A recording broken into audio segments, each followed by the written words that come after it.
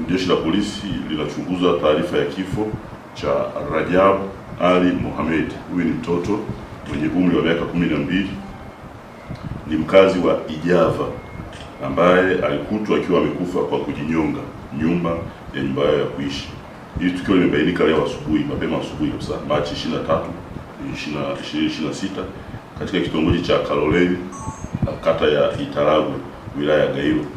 Uchunguzi wa awali umebaini kuwa mtoto huyu siku ya jana tarehe 22 mwezi wa 3 2026 alikemewa na wazazi wake pamoja na wenzake wawili kwa vitendo vibaya vya wizi wa mahindi haya mabichi.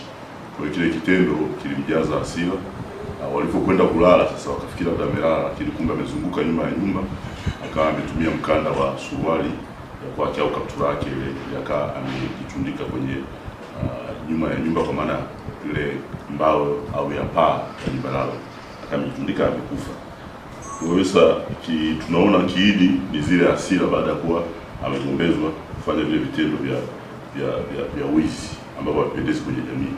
Kwa hiyo tupende kutoa wito tu kwa watoto kusikiliza vema mafundisho ya wazazi, walimu na viongozi wa kijamii, ili wakuwe katika maadili mazuri, ili kuepuka tabia au mwenendo mbaya kwa kujichukulia sheria mkononi kwa hasira kiasi cha kujifanyia ukatili unaosababisha kupoteza maisha. Na nalisema hili kwa sababu tumekuwa na matukio ya aina hii sasa yanazidi kuwa mengi, yanayohusisha watoto wenyewe kujichukulia sheria za kutaka kujinyonga baada ya kuwa wamekemewa na familia zao.